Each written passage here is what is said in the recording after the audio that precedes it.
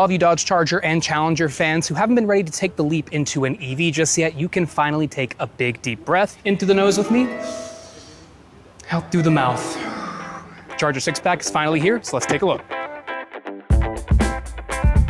Now, Dodge is calling the first batch of gas-powered next-generation Chargers the 6-pack for a pretty obvious reason. For right now, you'll have your choice of a standard or high-output version of the Stellantis Hurricane 3-liter twin-turbo inline-6.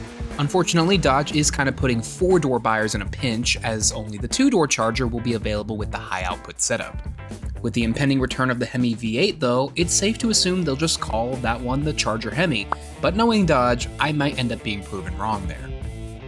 And as you can tell, those engines take up a lot more space under this hood than the electric powertrain does in the Daytona. And unfortunately, that does mean we lose the really cool R-wing that is up front on those Daytona models. It's that hood scoop that allows air to run over the hood and over the car more efficiently.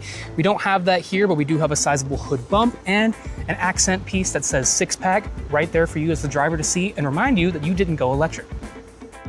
Around the sides of the car, everything is pretty much identical to the Daytona electric variant. Once you get to the rear, the only change is the swap of the word Daytona for Charger in the lower embossed element of the fascia. Hopping inside real quick, the 6-pack's interior is pretty much identical to the Daytona's. The only difference is the badging on the dashboard says Charger and not Daytona.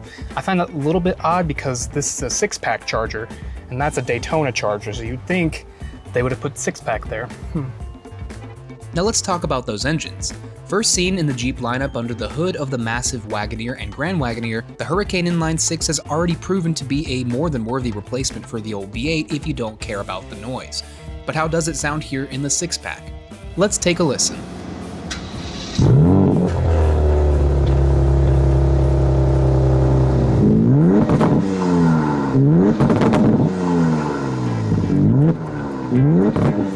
Sounds like an inline 6 to me. The 6-pack 4-door variant will make 420 horsepower and 468 pound-feet of torque. Already healthy numbers for a base engine, but take away the back doors and you'll see 550 horsepower and 531 pound-feet of torque.